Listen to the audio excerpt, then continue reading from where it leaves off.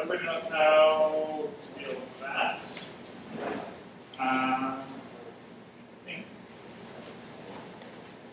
we can do the fun / annoying one. Which the rest of the office always gets mad when I run this workshop in the office and we get to lesson 3. So I think all you're going to do is add a buzzer, which looks like a little black,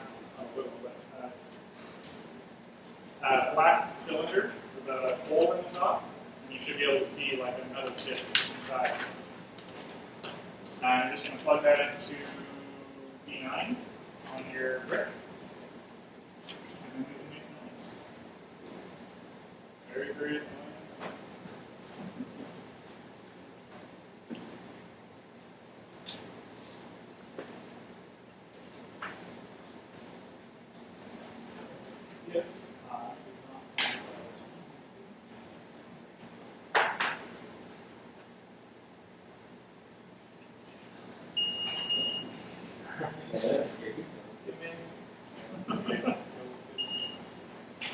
Okay, so effectively all you've done, yet again, is add another output, and you just added it into, basically it just runs alongside the red LED, quote unquote. Whatever LED is plugged into a button. When that LED turns on, the buzzer will turn on. When the other LED is on, the buzzer should be off.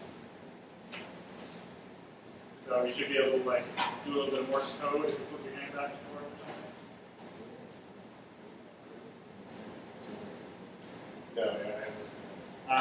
And one thing I like to do to get everybody back on the same page is just go around and make sure everybody can like twist their hand to buzz at me. So once you've got it, feel free to just pop your hand up, and when you have my attention for your thing, and then I'll know that you've been making annoying noises now.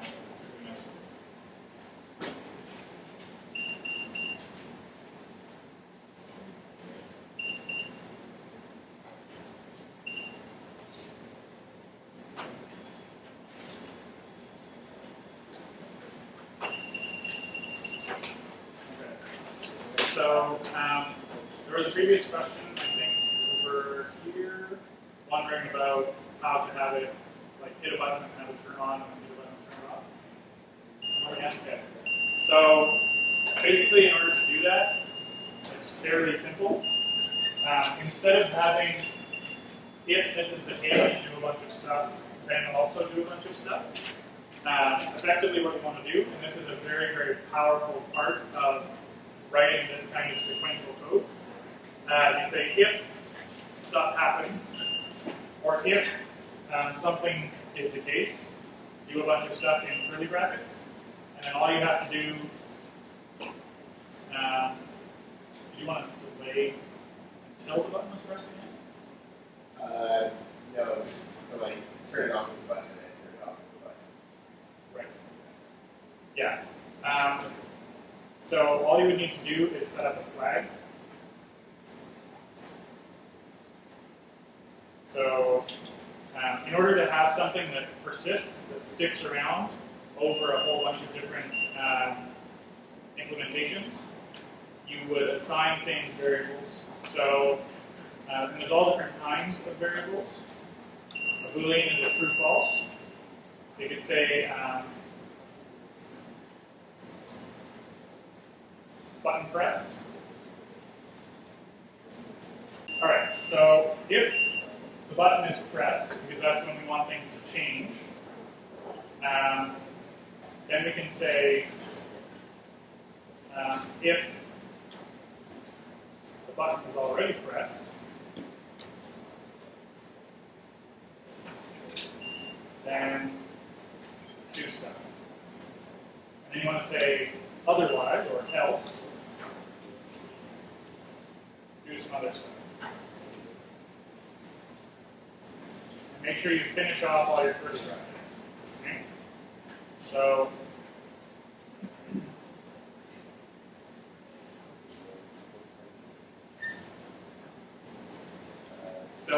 if everybody's interested in holding on to like a button state or something, or if you want to change it something else. Maybe we want to say buzzer on, false. So if buzzer off, sorry. Say buzzer off is true. And then we use buzzer off here. So when you start, initially it's going to say, is the buzzer off? Yes. Right? So you say, when you start up the program, the buzzer is off. And then if the button is pressed, if the buzzer is off, then it will turn off the green LED, turn on the red LED, and turn on the buzzer. Right? Or if the tilt switch is turned, or whatever you're using as your input. And then else, which basically means if this isn't the case, if this is not true, then turn the green LED on and turn the other two on. Right? And the only other thing you have to do to keep track of that is whatever you've done, either way, you're going to want to set buzzer off to the opposite, right? So if the buzzer is currently on, you want to save that state.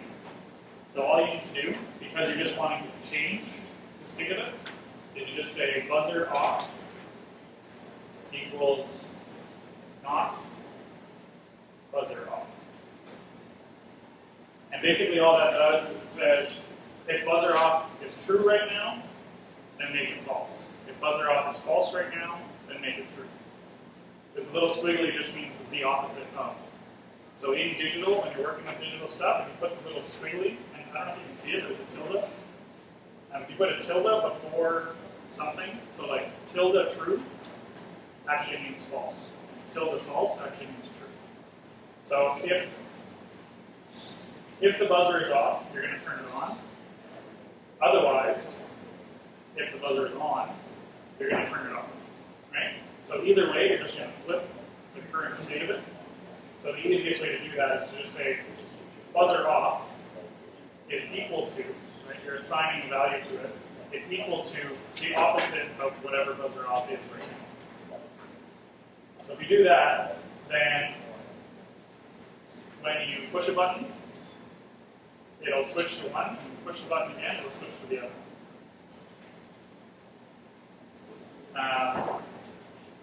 So what questions have you guys got about that?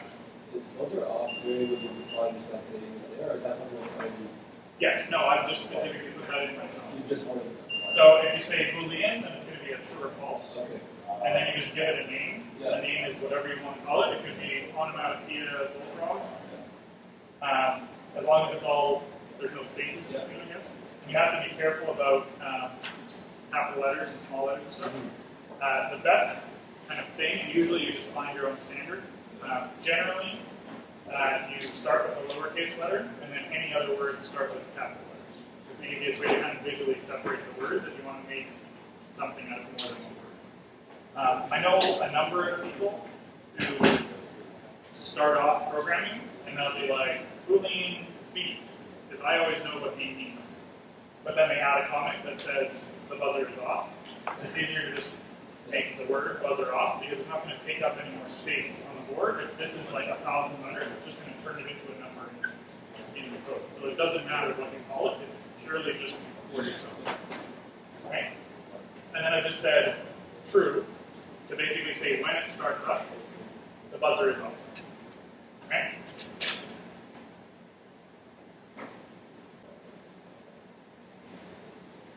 So one thing is if you're not using the button, if you're using the tilt switch still, then you're going to have to tilt it to change, and then tilt it again to change to the other. Right? So because a button press for the tilt is when you tilt it in one direction and not when you tilt it the other direction, that is the equivalent of kind of activating the button or pressing the button or however you want to say it. So instead of saying push the button to turn on, push the button to turn off, it's actually going to be tilt one way and bring it back to turn on, and then tilt one way and bring it back